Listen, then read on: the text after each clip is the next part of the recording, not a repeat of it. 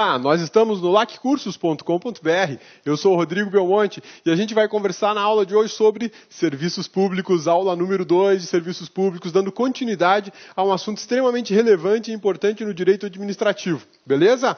Sussa, tranquilos? Hoje a gente vai falar sobre a distribuição dos serviços públicos, exatamente como é que funciona a distribuição dos serviços públicos, como é que funciona a repartição dos serviços públicos, o que a União faz, o que o Estado faz, o que o município faz, o que o DF faz, né? E agora a gente começa a conversa exatamente sobre esse ponto, que é uma matéria extremamente vinculada ao direito constitucional. Vamos lá? Olha só, distribuição dos serviços públicos. A distribuição de serviços públicos segue regra constitucional de distribuição de competências. Esse modelo de distribuição de competências constitucionais, ele está previsto no artigo 24 ao artigo 30 da Constituição da República. Na verdade, do artigo 20 ao 24, do artigo 20 ao 24 e também lá no artigo 30 da Constituição da República, que a gente acaba trabalhando justamente aqui, ó, do 20 ao 24 até o artigo 30, todos da Constituição Federal de 1988. Ali nesses artigos a gente acaba conversando, ou melhor, acaba conhecendo justamente o que cada ente da federação pode fazer, tem o direito de fazer, do ponto de vista do executivo, do ponto de vista do legislativo. São artigos extremamente importantes. Divisão de competência é uma matéria extremamente importante no direito constitucional e ele tem repercussão relevante no direito administrativo. A repercussão da divisão de competências lá da matéria constitucional, aqui no direito administrativo, bate justamente em cima da questão distribuição de serviços públicos. Existem serviços públicos que só a União vai fazer. Por quê? Porque lá na Constituição, a Constituição deu à União o direito ou o poder, dever de executar determinada atividade. Então, por isso que não adianta a gente querer fugir do artigo 24, do 20 ao 24 da Constituição, a gente vai ter que encará-lo para poder conversar sobre distribuição de serviços públicos no Brasil. A Constituição Federal estabelece a repartição de competências executivas, legislativas e judiciárias. Aqui é importante dar um lembrete, que é o seguinte: apesar de eu ter colocado que a Constituição Federal estabelece a repartição de competências executivas, legislativas e judiciárias, o que interessa para nós hoje, nesse momento, é do artigo 20 ao 24 e depois no artigo 30, e nós vamos estar falando de competências executivas. Sim, competências executivas, porque são com essas competências executivas que nós teremos a execução de serviços públicos, execução de serviços públicos. Maravilha? Sussa, tranquilos? São as competências executivas que vão delimitar para a gente o responsável pela execução de determinado serviço público. Já te pergunto, você sabe quem é responsável pela execução do serviço público de fornecimento de água tratada na sua cidade? É a União? É o Estado? É o município? É o DF? E aí? Será que isso é atividade vinculada ao Poder Executivo, Legislativo ou Judiciário? É essa aula de hoje que a gente define e mata essa charada. Tudo bem que o exemplo é um pouco juninho, né? Todo mundo sabe que o serviço de manutenção de água fica a cargo do Executivo, é um serviço de titularidade do Poder Executivo. Mas aí, Poder Executivo Municipal? Estadual ou federal? Aí já começa a ficar um pouquinho diferente, né? Já começa a complicar um pouco. Nem todo mundo estudou bacaninha para saber isso. E o teu concorrente muitas vezes não sabe, vamos torcer que ele não saiba, mas você vai saber, tá bom? É o executivo municipal, tá beleza? Em alguns lugares é o executivo estadual. Sim, em alguns estados ainda mantém-se com o executivo estadual a distribuição de água, mas em outros não. Eu vou te dar um exemplo aí do estado de Goiás, é a Saneago, é uma empresa estadual, ela que continua fazendo a distribuição de água. Mas já há algum tempo atrás isso poderia ter sido distribuído para todos os municípios. Belezinha? Sussa, tranquilos? Então vamos lá. No tocante às executivas, a divisão implica na distribuição da titularidade, competência para a realização dos serviços públicos. Então vamos lá, deixa eu conversar com vocês o seguinte. Deixa o Cabeça abrir uma tela branca aqui, que o Cabeça não abriu ainda, né? Para variar, que absurdo. Olha só. Quando a gente fala na divisão de competência, a Constituição ela faz a divisão de competência das titularidades. Então, olha só, divisão de competências, constitucionais. Olha só que maravilha. Divisão de competências constitucionais. Tudo bem? Então tá, nessa divisão de competências constitucionais, eu estou distribuindo, eu, Constituição da República, estou distribuindo titularidades. Não é? Titularidades. Essas titularidades vão para quem? Para a União, que é a grande cliente da administração pública, da Constituição Federal, desculpem, para os estados e para o Distrito Federal. E também para os municípios. Não é? Nessa divisão de competências constitucionais, eu tenho competências executivas. Tá legal? Isso no 20 ao 24, mais o artigo 30, tá? Tenho competências executivas e competências legislativas. Ok? Beleza? Tranquilos? Sussa? Quando eu me refiro a titularidades, distribuindo titularidades para serviços públicos, eu vou justamente fazer distribuição de competências executivas. Competências executivas. Vou te dar um exemplo. Uma competência que foi distribuída para a União. Explorar sinal de rádio e TV. Explorar sinal de rádio e TV foi uma das competências constitucionais distribuídas à União. Então, olha só, a titularidade do serviço de exploração de sinal de rádio e TV compete à União.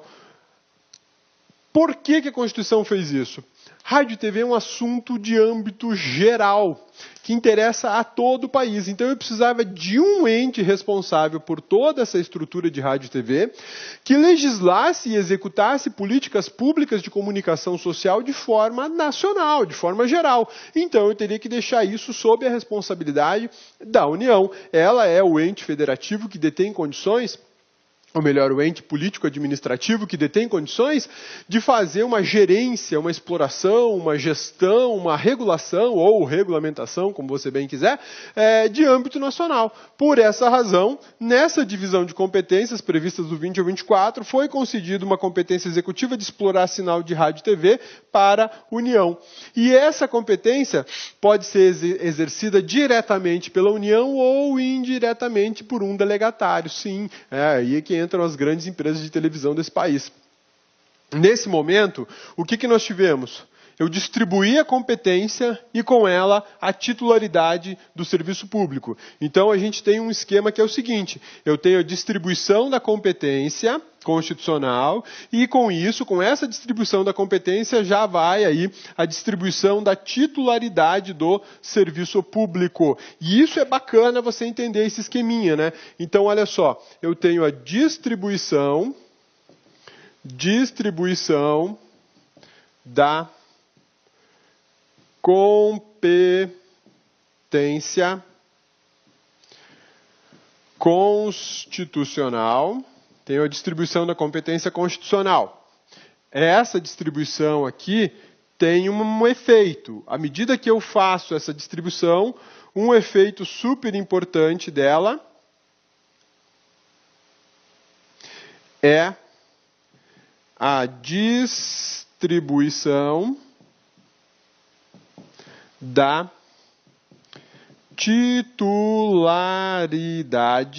titularidade do serviço público.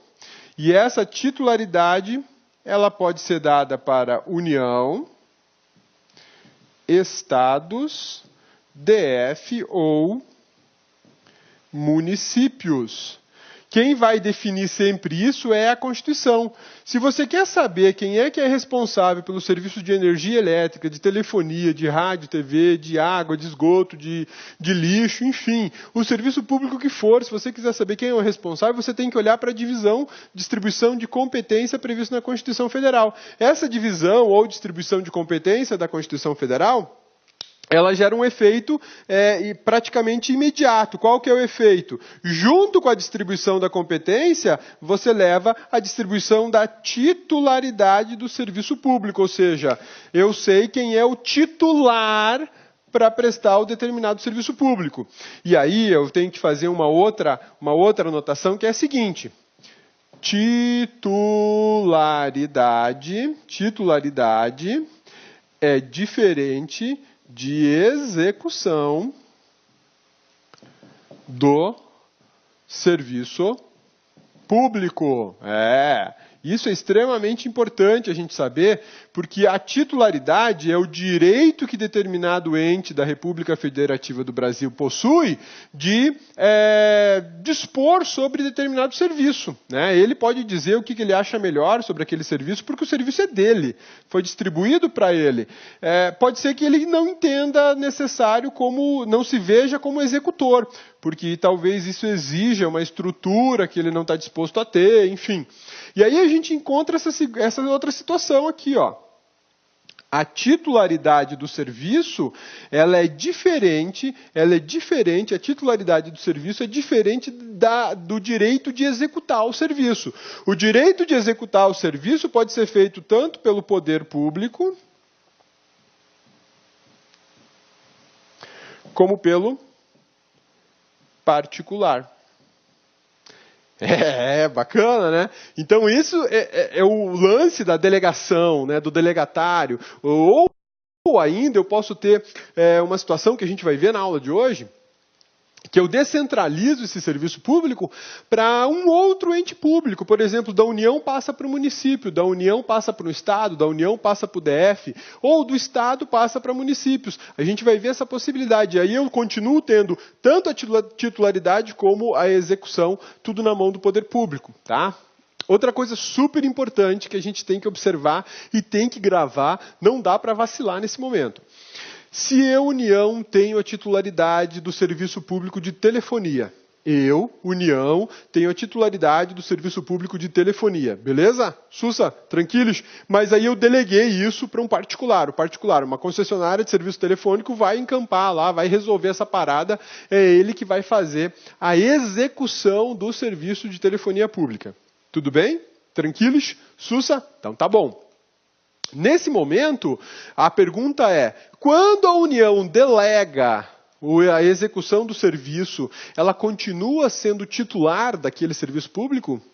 Sim, ela continua sendo titular daquele serviço público, porque a titularidade não pode ser delegada. A titularidade não pode ser delegada. O que se admite delegar é a execução do serviço. Então, grave isso, meu amigão, grave isso, bonitona, do lacursos.com.br. A titularidade não será delegada. O que se delega é a execução do serviço, tá?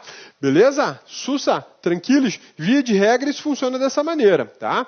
Então, ó, esse esqueminha aqui vai te ajudar aí a você manter um raciocínio legal sobre os estudos de serviço público e essas nuances, digamos assim, da titularidade e da execução do serviço público. Beleza? Sussa, tranquilos? Agora o cabeça tem que tomar uma água porque já secou a garganta do cabeça e o cabeça tem muita coisa para gravar hoje. Então vamos lá.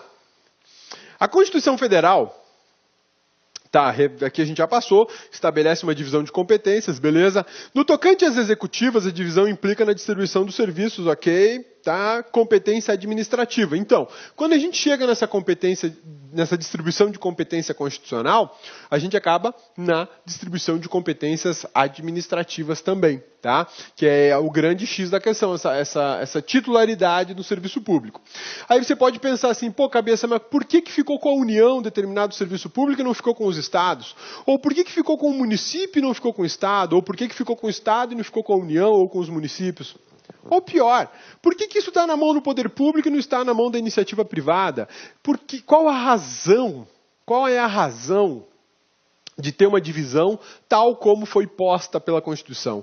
Quem é que pode justificar essa divisão nos moldes como ela se deu? Olha só, a gente vai verificar agora que quando a gente estuda distribuição dos serviços públicos e distribuição de competências constitucionais, é fundamental estudar o princípio da predominância dos interesses. Eu sei que isso é matéria constitucional, eu sei que você, bonitona, já sacou ali das aulas de constitucional, você já lembrou do princípio da predominância dos interesses, você também, né, meu amigão? Porque a gente já estudou sobre isso em um ponto do direito constitucional muito importante, por sinal. E quando a gente fala no princípio da predominância dos interesses, aqui começa a resposta para aquele questionamento. Por que isso ficou com a União e não ficou com os estados? Por que ficou com os estados e não ficou com os municípios? Por que isso ficou com o poder público e não ficou diretamente para o particular? Tudo isso começa a ser respondido a partir do princípio da predominância dos interesses ou a partir do princípio da preponderância dos interesses. Um ou outro, tanto faz, os dois vão dizer a mesma coisa, tem o mesmo conteúdo, o mesmo sentido, né? Então, o que rola nessa história toda? O que é importante a gente saber? Aqui, ó, vem cá, na tela, olha só. Interesses gerais, leia-se, nacionais. Interesses gerais, leia-se nacionais, ficam por conta da União. Interesses gerais ou nacionais ficam por conta da União. Belezinha? Sussa? Tranquilos? Interesses gerais vão para a União. Por quê? Porque a União tem atuação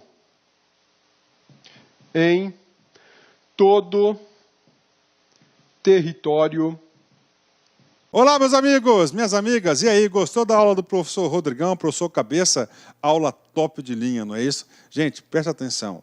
Essa videoaula que você assistiu é apenas um pequeno trecho da aula completa do professor Rodrigo. Tá? É um pequeno trecho, em torno de 20% aí da videoaula dele. Se você quer assistir essa videoaula inteiraça até o final, tá certo? Aliás, quer fazer o curso de Direito Administrativo do professor Rodrigão, professor Cabeça aqui, acesse o nosso site, porque nós temos uma isolada específica de Direito Administrativo, temos também de Direito Constitucional do grande professor Rodrigo Belmonte, né? Vamos lá, investimento, apenas R$ 80. Durante esse período, esse curso, você pode assistir ele durante 60 dias. Nesses 60 dias, você pode assistir quantas vezes quiser, na hora que desejar.